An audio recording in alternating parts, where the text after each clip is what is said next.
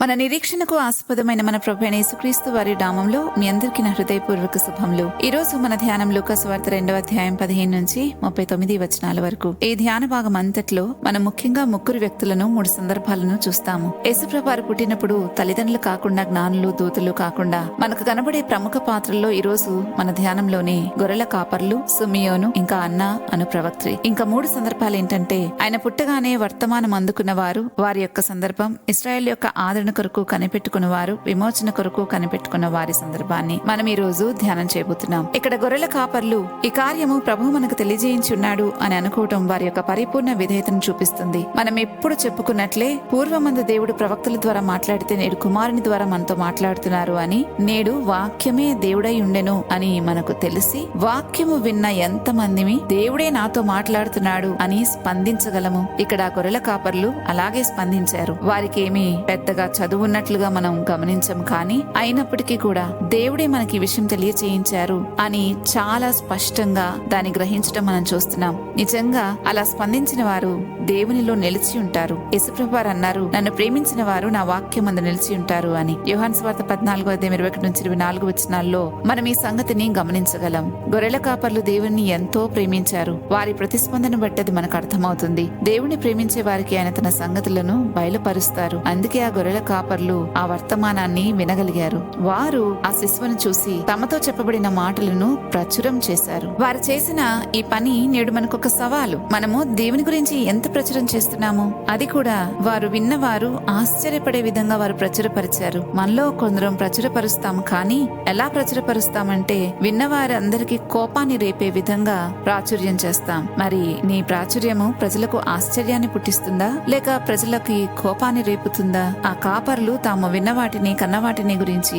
దేవుని మహిమపరచుచు స్తోత్రము చేయుచు తిరిగి వెళ్లారు అని రాయబడింది. కొన్నిసార్లు మనకు వాక్యాన్ని విన్నదాన్ని బట్టి కోపం తెచ్చుకొని తిరిగి వెళ్తాం. ఎందుకంటే ఈ సేవకుడు నా గురించే చెప్పాడు, నన్ను గురించే మాట్లాడారు అని అనుకొని. ఎన్నిసార్లు నాలో ఏ లోపం లేకపోయినా ఎన్నోసార్లు నన్ను ఈ విధంగా హెచ్చరిస్తున్నారు అని అనుకుంటూ ఉంటారు. కానీ నిజంగా దేవుడు నాతో మాట్లాడారు, నా లోపం ఏంటో నాకు ఎత్తి చూపించారు, నేను మారు మనసు పొందుకునేటట్లు నాకు సహాయం చేశారు అని ఎంతమంది నిజంగా దేవుని మహిమపరుస్తూ స్తోత్రం చేయొచ్చు తిరిగి ఇంటికి వెళ్ళగలరు? ఒక్కసారి మనం ఆలోచించుకోవాలి. ఇంకా ఆ తర్వాత శిశువుకు సున్నతి చేయవలసి వచ్చినప్పుడు 8వ రోజు ధర్మశాస్త్రం ప్రకారం వారు ఆయనను యెరూషలేముకు తీసుకుని వెళ్లారు. ఇక్కడ మనకు ఇంకొక వ్యక్తి కనబడుతున్నాడు. ఆయన ఇశ్రాయేలు ఆదరణ కొరకు కనిపెట్టుకుని ఉన్నవాడని 25వ వచనంలో మనం చూస్తాం. ఇతనిలోని విశేషం ఏంటంటే, క్రీస్తును చూడక మునుపు మరణము పొందడని పరిశుద్ధాత్మ చేత అతనికి తెలుపబడింది. అయితే మనకు ఒక ప్రశ్న ఇక్కడ రావచ్చు, ఎందుకు క్రీస్తును చూడకుండా మరణం పొందడు అని చెప్పారు ఇతని గురించి అని. ఇతను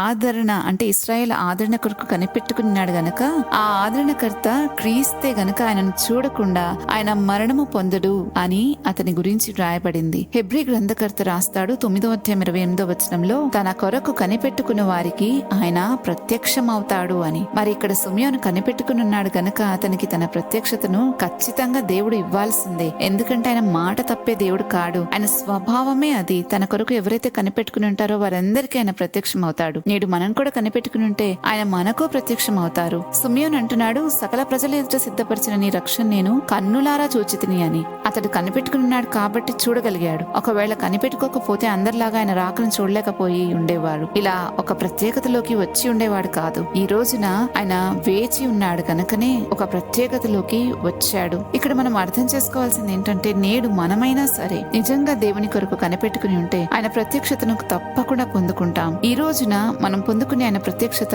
వాక్యము ద్వారా. ఎందుకంటే వాక్యము దేవుడై ఉండెను అని మనకు తెలుసు కదా. వాక్య ప్రత్యక్షత కొరకు ఎదురు చూసిన ప్రతి ఒక్కరూ కూడా ఆయన ప్రత్యక్షతను తప్పకుండా పొందుకుంటారు. వాక్య ప్రత్యక్షతను ఇవ్వడానికి ప్రభువు తన గడప యొద్ద అనుదినము కనిపెట్టుకున్న వారి కొరకు ఆయన ఎదురు చూస్తా ఉన్నారు. ఇంకా ఈ ధ్యాన భాగంలోని 3వ వ్యక్తి ఆషేరు గోత్రికురాలైన అన్నాను ప్రవక్త్రి.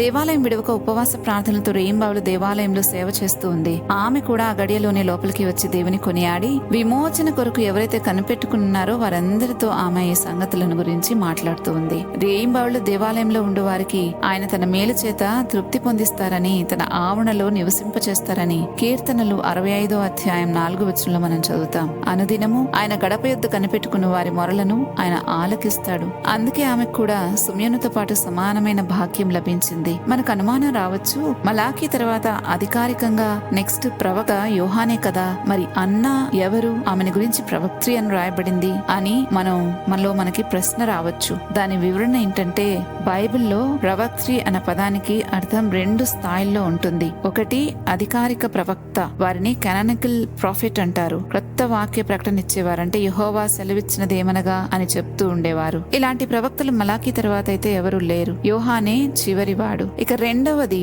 దేవుని ఆత్మచేత ప్రేరేపింపబడి సాక్ష్యమిచ్చే ప్రకటించే ఒక వ్యక్తి, దేవుని కార్యాన్ని గుర్తించి ప్రకటించేవారు, క్రీస్తును చూపించి చెప్పేవారు అన్న ఈ రెండవ వర్గానికి చెందిన ప్రవక్త్రి. అందుకే ఆమె విమోచన కొరకు కనిపెట్టుకున్న వారందరితో ఆయనను గురించి మాట్లాడుతూ ఉంది. ఇక్కడ మనం ఇంకొక విషయాన్ని కూడా గమనించాలి. ఎవరైతే విమోచన కొరకు కనిపెట్టుకుని ఉన్నారో వారికి దేవుడు సమాధానం ఇచ్చారు. ఈ విషయాన్ని మనం 38వ వచనంలో చూస్తాము. ఇంకా తర్వాత మరియా యోసేపులు ధర్మశాస్త్రం ప్రకారం సమస్తము తీర్చిన తర్వాత గలిలయలోని నజరేత్ అనే ఊరికి తిరిగి వెళ్లిపోయారు అని 39వ వచనంలో చదువుతాం. యేసుప్రభు వారు ధర్మశాస్త్రంలోని అక్షరమైన పొల్లైన నెరవేరు వరకు ఏది తప్పిపోదు అని ప్రకటించారు. అందువలనే ప్రతిదీ ఆ క్రమము ప్రకారమే జరుగుతూ వచ్చింది. ఆయన ఇశ్రాయేలీయులకు ప్రతినిధిగా ఉండి ఏదైతే వారు చేయలేకపోయారో దానంతటిని వారి తరపున నెరవేర్చి ప్రజలందరికీ లోకరక్షకుడయ్యాడు. మన ప్రభువు తన వర్తమానాన్ని వినేవారికి కాదు గాని కనిపెట్టుకుని విధేయతతో స్పందించే వారికి మాత్రమే తన ప్రత్యక్షతను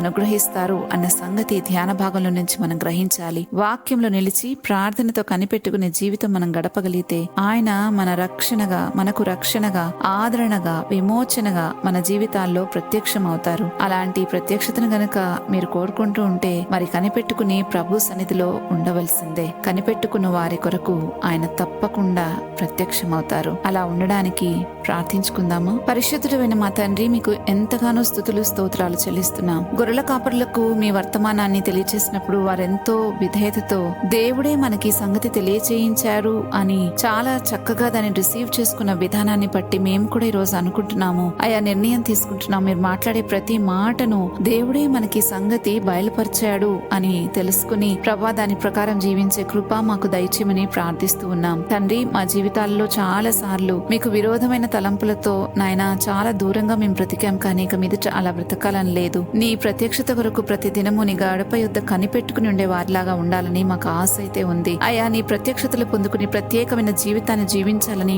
ప్రభా మేము ఎంతగానో కోరుకుంటూ ఉన్నాం. దయచేసి నాయన మా ప్రార్థన ఆలకించి తండ్రి మరి మమ్మల్ని విమోచించి మీ యొక్క సన్నిధిలో నాయన ఒక ప్రత్యేకమైన ఆశీర్వాదాలతో మమ్మల్ని నింపి నడిపించమని యేసుక్రీస్తు ప్రభువారి నామంలో అడిగి వేడుకుంటున్నాము తండ్రి. ఆమెన్. రేపటి ధ్యానంలో మరలా తిరిగి కలుద్దాం. అంతవరకు దేవుని కృప మనందరికీ తోడైనను గాక. ఆమెన్.